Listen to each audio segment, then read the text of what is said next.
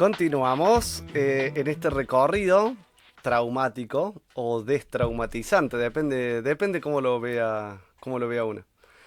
Yo en un comienzo empecé a ver la salida, digamos, esta del trauma, y cuando lo empecé a ver fue más traumatizante porque tomar conciencia de los cambios en la personalidad o de las formas de nuestra personalidad que solamente son mecanismos adaptativos a a la carga traumática que tenemos, te lleva a entender, primero, cómo se originó, segundo, por qué está presente, y tercero, cómo se podría cambiar, o sea, o cuáles serían las ideas que una tiene de sí misma que cambia, entendiendo su origen y reemplazándolas por otras, la terapia esta específica, ¿no? De desensibilización y reprocesamiento, que es justamente eso lo que hace, o sea, te cambia internamente las creencias que uno tiene respecto a uno y al mundo, por unas que no estén sesgadas por la influencia del trauma y del estrés postraumático. Como decíamos, el estrés postraumático es el despliegue de una serie de mecanismos adaptativos que sirvieron para que los grupos sociales no se dividan.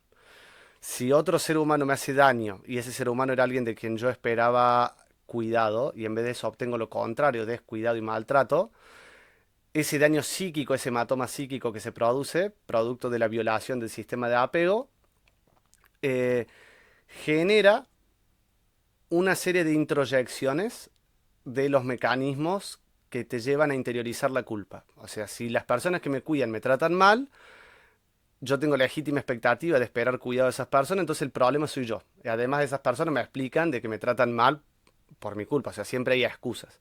Entonces se introyecta y uno asume que así es su personalidad. Esto que explicaba al principio de un niño que no presta atención en clase por las condiciones de, o de violencia psíquica o de carencias materiales, lo que sea que padezca en su hogar, con una escasa edad, digamos, la primaria no tiene la capacidad verbal de explicarlo y de manifestarlo.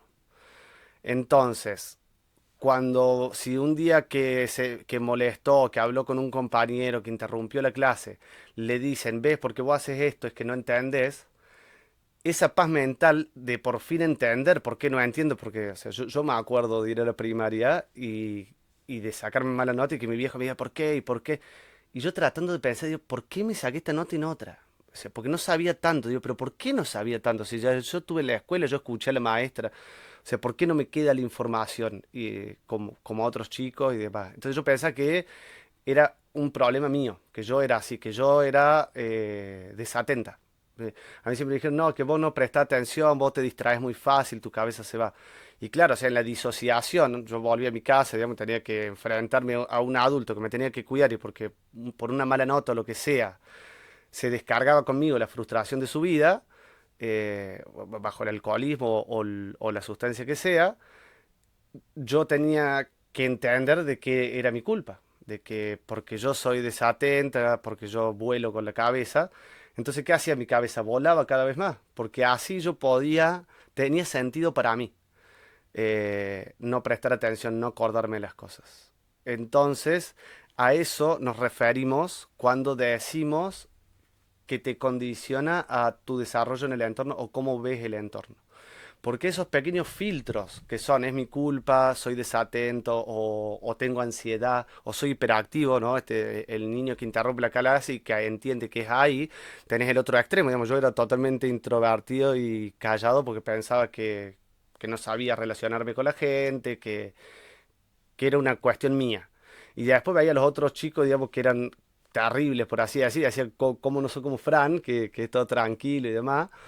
Y ellos también eran una salida, o sea, era una salida opuesta, porque habían entendido que en esa exacerbación estaba el sentido de por qué les iba mal en las otras cuestiones. El problema es que esto después, como explica Iñaki Pinuel, se traslada a la vida adulta. Eh, y sigue presente. Entonces yo en la vida adulta tenía miedo de relacionarme con mis pares, trataba sí o sí de cumplir el mandato social, de buscar novia, de salir con alguna chica, eh, de representar, digamos, lo que a mí me tocaba por el género con el que nací, por así decir, en una sociedad que en ese momento quizá era mucho más difícil que ahora expresarse libremente. o estaba mal, qué sé yo, que te gusten los hombres siendo hombre era como una cuestión por la que te hacían bullying o te hacían burla. Entonces yo toda la secundaria sufrí bullying por eso y yo pensé que yo estaba enferma, que yo tenía problemas, que yo no tenía que ser así, que no era natural. Entonces, imagínate, para encajar en la sociedad tenés que reprimir toda una parte de tu personalidad y todos los mecanismos que surgen en todo ese trauma, uno se acostumbra a vivir con eso y no sabe que son mecanismos y piensa que uno es así, que se vuelve cada vez más aislado, cada vez más introvertido, cada vez con más miedo, o sea, antes de entrar a los lugares. Eh, pensar, esto de vivir pensando. No sé, hablábamos con Franco hace un rato de esto de que me contás vos, ¿no? De por tu experiencia de un incendio, de vivir como proyectando estas cosas a futuro y con un pensamiento constante. Todo el tiempo que salía de mi casa, a mí se me prendió fuego una casa por un problema eléctrico, todo el tiempo que salía de mi casa, por mucho tiempo después una vez que volví a tener una casa, básicamente, porque Claro. quedó totalmente destruida, me iba pensando si había quedado algo enchufado que podría generar un nuevo cortocircuito y un nuevo incendio. Y eso hacía que no esté eh, tranquilo ni enfocado en un montón de cosas. Y creo que esto de adaptarnos al entorno, y decías recién de las infancias, que no tiene problema de adaptación. Como si eso fuera algo que viene congénito, Claro, ¿no? claro, justamente eso. O sea, ahí es donde nos acostumbramos y como nos da la cabeza para estar preocupados y trabajar, para estar preocupados e ir al súper. O sea, ese diálogo interno que antes era capaz sobre otras cosas, que me quiero comprar un auto, y uno está en la cabeza con el deseo, ¿no? De ir tras una compra.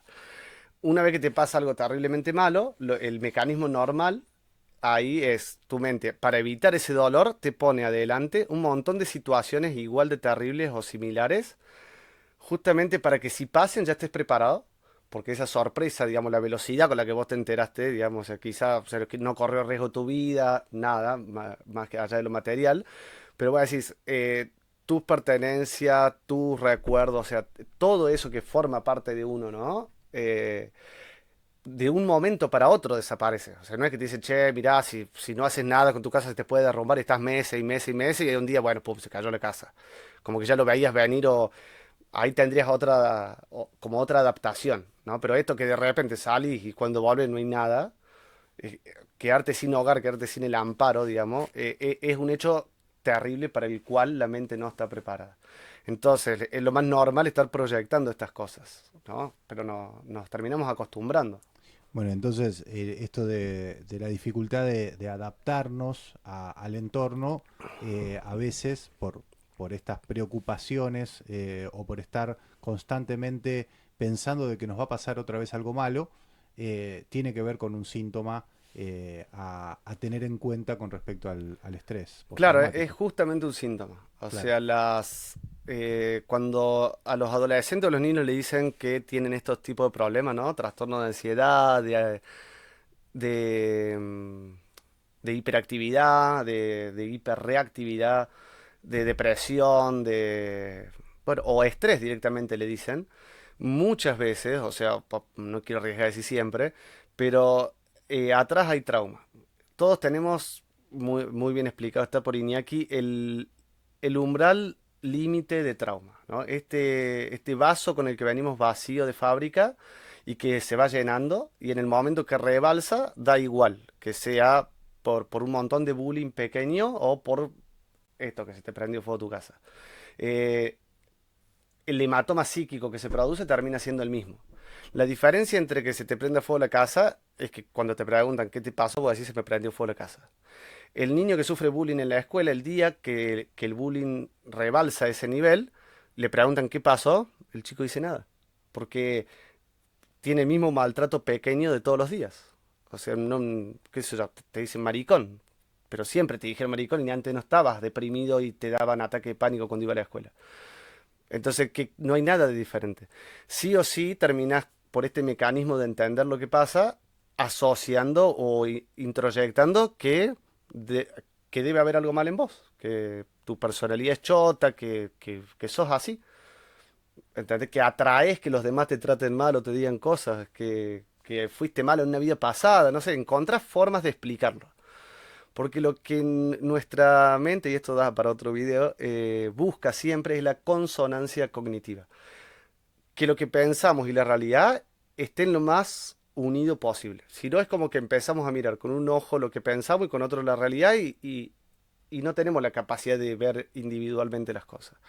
Y ahí quedamos viscos cerebralmente, digamos, ¿no? Con todos estos mecanismos adaptativos de despertarte a cualquier hora o de pasar horas y horas así viendo cosas de 30 segundos, que es una solución a no sentir ese malestar y ese dolor producto del trauma, pero que a mediano y largo plazo no mejora tu vida. O sea, simplemente te va del dolor, ¿no? Y acá podemos pasar también a lo que es todo el consumo de, ya sea alcohol, sustancia, sexo, porno, compras compulsivas, viajes, lo que sea que uno haga de manera compulsiva.